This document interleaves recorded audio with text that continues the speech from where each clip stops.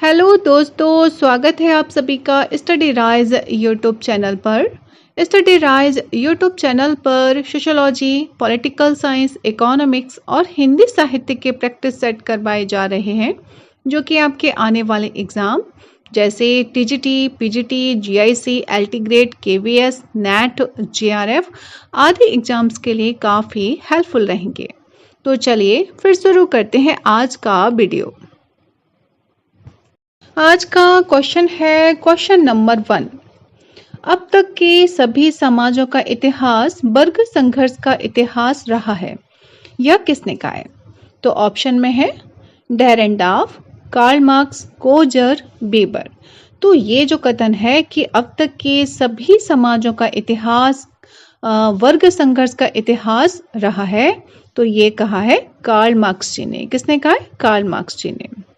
उनकी एक बहुत ही फेमस कृति है जिसका नाम है कम्युनिस्ट मैनिफेस्टो। क्या है? कम्युनिस्ट मैनिफेस्टो में कार्ल मार्क्स जी ने लिखा है कि अब तक के सभी समाजों का इतिहास वर्ग संघर्ष का इतिहास रहा है। कभी कभी ये भी पूछ लिया जाता है, जैसे ये कोटेशन दे दी कि अब तक के सभी समाजों का इतिहास वर्ग संघर्ष का इतिहास कहा जाता है, ये कौन सी बुक में लिखा हुआ है? तो वहां पे हमें क्या करना होगा? कम्युनिस्ट मैनिफेस्टो को सही करना होगा। और यदि राइटर के बारे में पूछा है कि किसने लिखा है, तो कौन हो जाएगा? कार्ल मार्क्स जी हो जाएंगे। तो इसका बी ऑप्शन राइट आंसर होगा। नेक्स्ट है क्वेश्चन नंबर 2। मार्क्स के सिद्धांत में वर्ग चेतना का केंद्रीय तत्व है। तो मार्क्स का जो सिद्धांत है वर्ग चेतना का, तो उसमें केंद्रीय तत्व क्या है? तो वो हमें बताना है। तो ऑप्शन में है ए वर्ग और संस्कृति, बी वर्ग और श्रेणीकरण, सी अपने आप में वर्ग और डी अपने आप के लिए वर्ग। तो इसका जो राइट आंसर होगा कि मार्क्स के सिद्धांत में वर्ग चेतना का केंद्रीय तत्व है, तो वो क्या है? अपने आप के लिए वर्ग। क्या है? अपने आप के लिए वर्ग, यानी कि डी ऑप्शन इसका राइट आंसर होगा। नेक्स्ट है क्वेश्चन नंबर 3। वर्ग स्वयं में तथा वर्ग स्वयं के लिए की अवधारणाओं को किसने प्रस्तुत किया है? तो ऑप्शन में है Max Weber, Coser, Karl Marx, Dahrendorf. तो ये जो है क्वेश्चन में कि वर्ग स्वयं में और वर्ग स्वयं के लिए की जो अवधारणा है वो किसने दी है? किसने दी है? कार्ल मार्क्स जी ने दी है। किसने दी? कार्ल मार्क्स जी ने। यानी कि क्लास इन इटसेल्फ और क्लास फॉर इटसेल्फ, ये दोनों जो अवधारणाएं हैं वो किसकी हैं? कार्ल मार्क्स जी की हैं। तो सी ऑप्शन इसका राइट आंसर होगा। नेक्स्ट है क्वेश्चन नंबर 4। मार्क्स की छोटी पूंजीपतियों के प्रति सोच है कि, अब ये खाली जगह दी है कि वे कैसे हैं? एकीकृत वर्ग है, या अपने आप में वर्ग है, या संक्रामी वर्ग है, या अपने आप के लिए वर्ग है। तो इसमें से कौन सा राइट आंसर होगा कि मार्क्स की छोटे पूंजीपतियों की प्रति सोच है कि वे क्या है? अपने आप में वर्ग हैं। कैसे हैं? अपने आप में वर्ग हैं, यानी कि बी ऑप्शन इसका राइट आंसर होगा। नेक्स्ट है क्वेश्चन नंबर 5। मार्क्स ने समाज में वस्तुपरक रूप से संरचनात्मक आर्थिक असमानताओं की व्याख्या की है। ऑप्शन में है परिस्थिति के रूप में, संपत्ति समूह के रूप में, वर्ग के रूप में, या जाति के रूप में। तो मार्क्स ने समाज में वस्तुपरक रूप से संरचनात्मक आर्थिक असमानताओं की व्याख्या की है। वो किस रूप में की है? एक वर्ग के रूप में की है। उन्होंने कैसी व्याख्या की है? एक वर्ग के रूप में की है। तो सी ऑप्शन इसका राइट आंसर होगा। सर्वप्रथम कार्ल मार्क्स ने यह विचार रखा था कि सामाजिक आर्थिक ढांचों का परिवर्तन वस्तुगत नियमों से ही होता है, और वस्तुगत नियमों के अनुसार ही एक सामाजिक आर्थिक ढांचा दूसरे की जगह लेता है। जैसे एक फैक्ट्री में काम करने वाले लोगों में यह चेतना आ जाती है, हम एक पैसे में हैं, और तो इस तरह का समूह जो बनता है वह अपने आप में एक वर्ग होता है। ठीक है, तो इसका जो राइट आंसर होगा वो क्या होगा? ऑप्शन नंबर सी, वर्ग के रूप में। नेक्स्ट है क्वेश्चन नंबर 6। वर्ग संघर्ष सिद्धांत के प्रतिपादक कौन है? तो ये तो सबको पता है कि कौन है, मैक्स वेबर हैं या कार्ल मार्क्स हैं या इमानुएल दुर्कheim है, या इनमें से कोई नहीं। तो वर्ग संघर्ष का सिद्धांत किसने दिया है? कार्ल मार्क्स जी ने दिया है। कार्ल मार्क्स वर्ग संघर्ष के प्रतिपादक थे। उनका यह मानना था कि वर्ग संघर्ष सामाजिक परिवर्तन लाने वाली मुख्य ताकत है। ठीक है, और क्या कि कम्युनिस्ट मैनिफेस्टो में मार्क्स तथा एंजल्स ने अपने विचार स्पष्ट तथा संक्षेप रूप में लिखे हैं इस बारे में। तो इसका बी ऑप्शन राइट आंसर होगा। वर्ग संघर्ष के सिद्धांत के प्रतिपादक कौन है? तो वो है कार्ल मार्क्स जी। नेक्स्ट है क्वेश्चन नंबर 7। वर्ग संघर्ष सिद्धांत के प्रतिपादक कौन थे? तो ये क्वेश्चन रिपीट हो गया, आपको बताइए क्या होगा आंसर इसमें? Max Weber, Karl Marx, Emmanuel Durkheim या फिर इनमें से कोई नहीं। तो कौन होगा? Karl Marx ji. तो इसका बी ऑप्शन राइट आंसर होगा। नेक्स्ट है क्वेश्चन नंबर 8। किसका नाम वर्ग संघर्ष से जुड़ा है? तो ये हमें देखना है कि किसका नाम वर्ग संघर्ष से जुड़ा है। देखो ऑप्शन में कॉन्ट है, मार्क्स है, वेबर है, पार्सन्स है। तो कौन है वर्ग संघर्ष से जुड़ा हुआ? तो मार्क्स जी हैं। तो बी ऑप्शन इसका राइट आंसर होगा। नेक्स्ट है क्वेश्चन नंबर 9। मार्क्स के कथनानुसार वर्ग संघर्ष में किन दो वर्गों के बीच संघर्ष होता है? तो किन दो वर्गों के बीच संघर्ष होता है मार्क्स जी के अकॉर्डिंग? तो ऑप्शन में है पूंजीपति एवं सर्वहारा के बीच, शासक एवं शासित के बीच, शिक्षित एवं अशिक्षित के बीच, या फिर मालिक एवं मजदूर के बीच। तो इसका जो राइट आंसर होगा कि मार्क्स के कथनानुसार वर्ग संघर्ष में किन दो वर्गों के बीच संघर्ष होता है? तो वो होता है पूंजीपति एवं सर्वहारा के बीच। किसके बीच होता है? पूंजीपति एवं सर्वहारा के बीच संघर्ष होता है। तो ए ऑप्शन इसका राइट आंसर होगा। नेक्स्ट है क्वेश्चन नंबर 10। निम्नांकित में से किसने समाज के अध्ययन में बुर्जुआ और सर्वहारा पदों का प्रयोग किया है? तो ऑप्शन में है P A. Sorokin, Max Weber, Karl Marx, B Pareto. तो इसका जो राइट आंसर होगा कि बुर्जुआ का और सर्वहारा का प्रयोग किसने किया है? तो वो किया है कार्ल मार्क्स जी ने। किसने किया है? कार्ल मार्क्स जी ने। तो सी ऑप्शन इसका राइट आंसर होगा। नेक्स्ट है क्वेश्चन नंबर 11। पूंजी वह धन है जिसका उपयोग श्रमिकों का शोषण करने के लिए किया जाता है। यह कथन किसका है? तो ये जो कथन है वो हमें बताना है किसका है। तो ऑप्शन में है Max Weber, Max Muller, Marx, MacIver. तो इसका जो राइट आंसर होगा कि पूंजी वह धन है जिसका उपयोग श्रमिकों का शोषण करने के लिए किया जाता है, वो है मार्क्स जी का। किसका है? मार्क्स जी का। तो फिर से ऑप्शन इसका राइट आंसर होगा। नेक्स्ट है क्वेश्चन नंबर 12।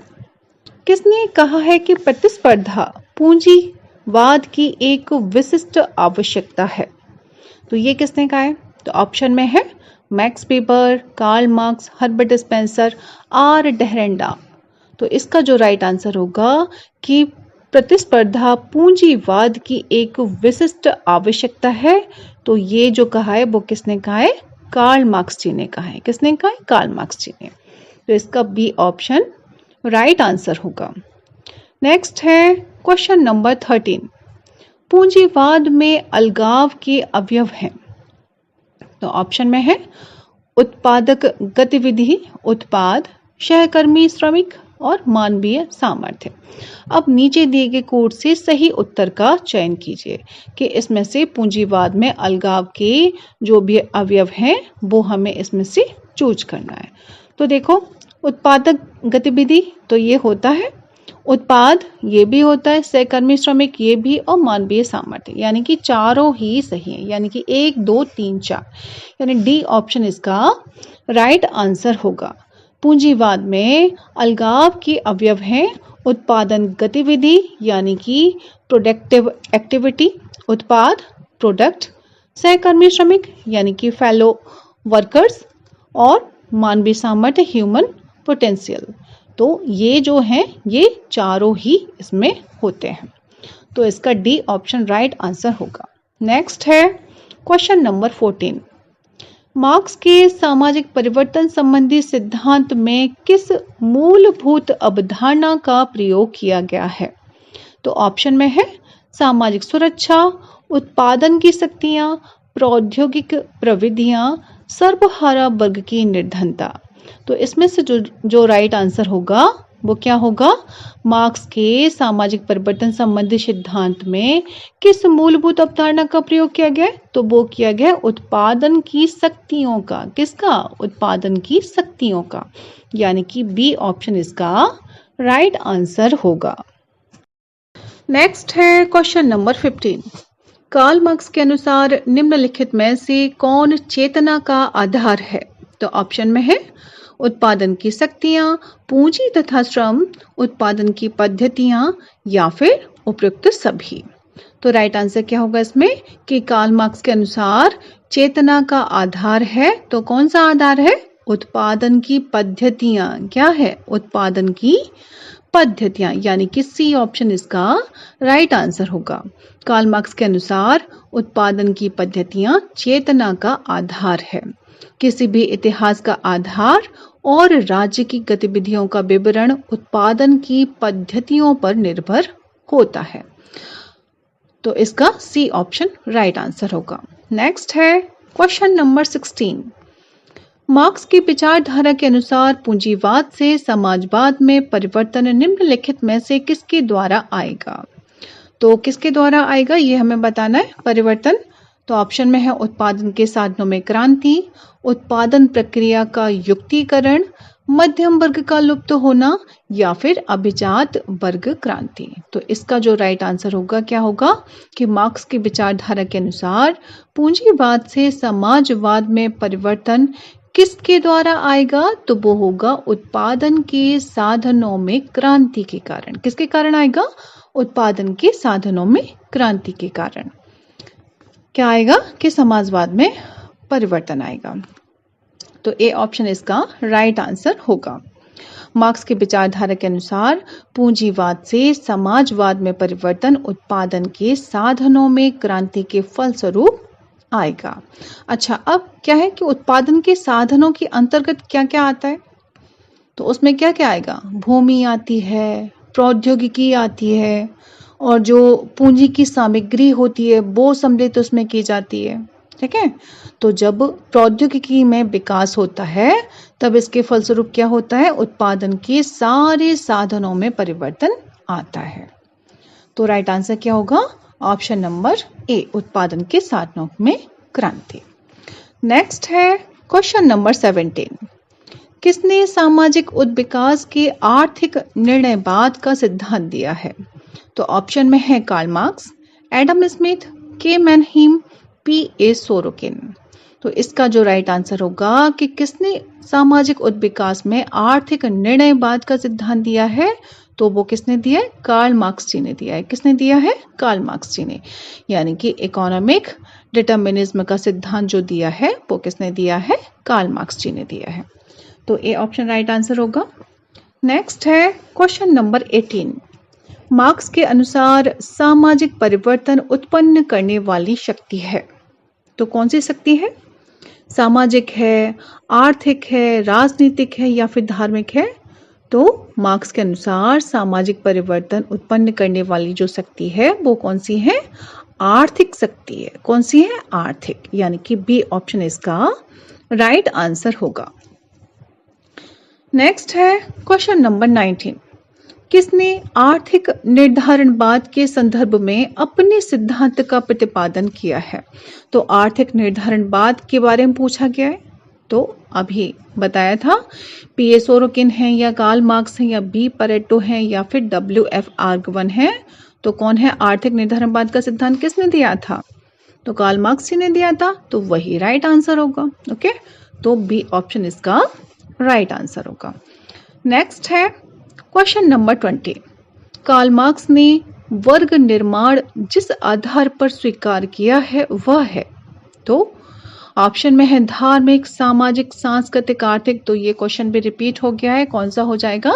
आंसर कौन सा सही होगा? आर्थिक, यानी कि डी ऑप्शन इसका राइट आंसर होगा। कार्ल मार्क्स ने वर्ग निर्माण जिस आधार पर स्वीकार किया है वह आर्थिक है, इसीलिए कार्ल मार्क्स को आर्थिक निर्धारणवाद कहा जाता है। क्या कहा जाता है? इकोनॉमिक डिटरमिनिज्म कहा जाता है। यानी कि आर्थिक निर्धारणवाद का सिद्धांत किसने दिया था? कार्ल मार्क्स जी ने दिया था। नेक्स्ट है क्वेश्चन नंबर 21। धर्म जनमानस के लिए अफीम है। अब ये वाला कोटेशन किसने दिया है? तो किसका कथन है ये कि धर्म जनमानस के लिए अफीम है? ये बहुत फेमस है, बहुत बार पूछा जाता है, मोस्टली पेपर्स में आता ही आता है कि धर्म जनमानस के लिए अफीम है। तो ये कथन किसका है? हीगल का है, लेनिन का है, कार्ल मार्क्स का है या मैक्स वेबर का है? तो ये जो कथन है बहुत ही फेमस है, किसका है? कार्ल मार्क्स जी का है। किसका है? कार्ल मार्क्स जी का। तो सी ऑप्शन इसका राइट आंसर होगा। नेक्स्ट है क्वेश्चन नंबर 24। धर्म जन समुदाय का अफीम है, यह किसने कहा है? तो देखो क्वेश्चन में थोड़ा सा हेर फेर इधर उधर हो जाता है, लेकिन उससे घबराने की जरूरत नहीं है। आंसर वही होगा। क्या होगा? कार्ल मार्क्स, एमाइल दुर्कहाइम या फिर मैक्स वेबर या टी पार्सन्स। तो राइट आंसर क्या होगा? कार्ल मार्क्स, यानी कि ए ऑप्शन इसका राइट आंसर होगा। नेक्स्ट है क्वेश्चन नंबर 25। उत्पादन प्रक्रिया में कार्ल मार्क्स के अनुसार अधिकतम भूमिका होती है। अब इसमें क्या पूछा है कि अधिकतम भूमिका किसकी होती है, वो हमें बताना है उत्पादन प्रक्रिया में। तो पूंजी की या फिर मशीन उपकरणों की या श्रम की या फिर सरकार की? तो राइट आंसर क्या होगा कि उत्पादन प्रक्रिया में कार्ल मार्क्स के अनुसार अधिकतम भूमिका होती है मशीन उपकरणों की। किसकी होती है? मशीन उपकरणों की। तो बी ऑप्शन इसका राइट आंसर होगा। नेक्स्ट है क्वेश्चन नंबर 26। कोरवी व्यवस्था पद का प्रयोग किया है। तो किसने किया है? मैक्स वेबर ने किया है, कार्ल मार्क्स ने किया है या एमाइल दुर्कहाइम ने किया है या अगस्त काम्ट ने? तो राइट आंसर क्या होगा इसका? कार्ल मार्क्स जी, यानी कोरवी व्यवस्था का जो व्यवस्था पद का जो प्रयोग किया है वो किसने किया है? कार्ल मार्क्स जी ने किया है। तो बी ऑप्शन इसका राइट आंसर होगा। नेक्स्ट है क्वेश्चन नंबर 27। हीगल और मार्क्स दोनों ने निम्न में से कौन सी अध्ययन पद्धति प्रयुक्त की है? तो कौन सी की है उन्होंने? आदर्शवाद या फिर भौतिकवाद या साम्यवाद या फिर द्वंद्ववाद? तो हीगल और मार्क्स दोनों ने अध्ययन की जो पद्धति प्रस्तुत की है वो कौन सी है? द्वंद्ववाद की है। कौन सी है? द्वंद्ववाद की है। ठीक है। अच्छा, कार्ल मार्क्स की एक बहुत ही फेमस बुक है, उसका नाम क्या है? ये आप लोग कमेंट में बताइएगा। तो इसका जो राइट आंसर होगा वो होगा ऑप्शन नंबर डी, द्वंद्ववाद। नेक्स्ट है क्वेश्चन नंबर 28। श्रम शक्ति और श्रम पूर्ति के हानिकारक प्रभावों में कौन सा सही नहीं है? तो कौन सा सही नहीं है? गरीब तथा अमीर के बीच अंतर बढ़ा है, वर्ग संघर्ष तथा बेरोजगारी में कमी आई है, श्रमिकों के कार्य की दशाएं प्रभावित हुई हैं या फिर राष्ट्रीय स्तर पर उग्रवादी प्रवृत्तियों का बढ़ावा मिला है। ठीक है। तो इसका जो कौन सा सही है इसमें से वो हमें बताना है। श्रम शक्ति और श्रम पूर्ति के हानिकारक प्रभावों में कौन सा सही नहीं है? अच्छा, सही नहीं है वो हमें बताना है। तो देखो, वर्ग गरीब तथा अमीर के बीच अंतर बढ़ा है, तो ये बात सही है बिल्कुल, है ना। अब वर्ग संघर्ष तथा बेरोजगारी में कमी है, तो ये क्या ऐसा हुआ है? ऐसा नहीं हुआ है। तो यही वाला क्या है? हमारा ऑप्शन राइट आंसर होगा। वर्ग संघर्ष तथा बेरोजगारी में कमी आई है, ये बी ऑप्शन राइट आंसर होगा। नेक्स्ट है क्वेश्चन नंबर 29। कार्ल मार्क्स द्वारा दिए गए निम्नलिखित समाज के क्रम को व्यवस्थित कीजिए। अब इसमें समाज बताया उन्होंने समाज के बारे में बताया था, क्रम वो पूछा जाता है मोस्टली, तो ये आप लोग लर्न कर लीजिएगा अच्छे से। अच्छा, इसमें क्या है देखते हैं। प्राचीन समाज, सामंतवादी समाज, आदिम समाज और एशियाई समाज। तो इसे हमें क्रम से लगाएंगे। तो क्रम से देखो, सबसे पहले कौन सा आएगा? आदिम समाज आएगा, यानी कि थर्ड आएगा, है ना, तीसरा वाला आदिम समाज। आदिम समाज के बाद क्या आएगा? फिर आएगा एशियाई समाज। कौन सा आएगा? एशियाई समाज। फिर उसके बाद आएगा प्राचीन समाज आएगा, फर्स्ट वाला हो जाएगा, और लास्ट में सामंतवादी समाज आएगा। तो इसके अकॉर्डिंग आप लोग देख लो इसमें कौन सा राइट आंसर होगा। सबसे पहले आ जाएगा थर्ड, फिर है फोर्थ, फिर है 1 और 2, यानी कि डी ऑप्शन इसका राइट आंसर होगा। सबसे पहले प्रिमिटिव सोसाइटी, फिर एशियाटिक सोसाइटी, फिर एंशिएंट सोसाइटी, और फिर फ्यूडल सोसाइटी। तो इसका डी ऑप्शन राइट आंसर होगा। तो फ्रेंड्स आज के लिए बस इतना ही, मिलते हैं नेक्स्ट वीडियो में। तब तक पढ़ते रहिए और अपने लक्ष्य की तरफ आगे बढ़ते रहिए। Thanks for watching my video.